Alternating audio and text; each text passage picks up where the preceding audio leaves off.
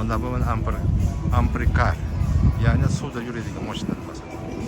Men hali aytdim, bularda juda ham bir servis chiroyli yo'lga qo'yilgan. Mana shu restoran nima deyiladi mana? Tepadagi mana restoran dedik.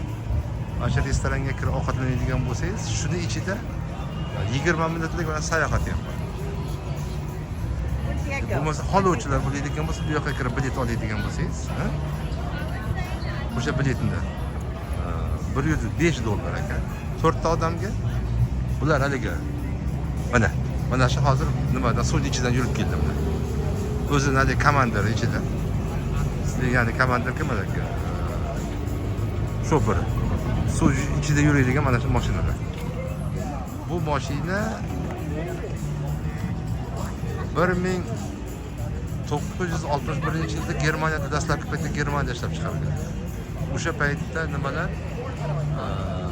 Amerika 3046 dona.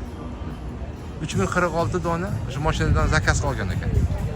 Uni haliga Texas u bularda buni mashinada haliga o'sha paytdagi prezidentlar mana mashinada aylanishi. O'sha burilishi endi mashina. Yana tayyor nimaga?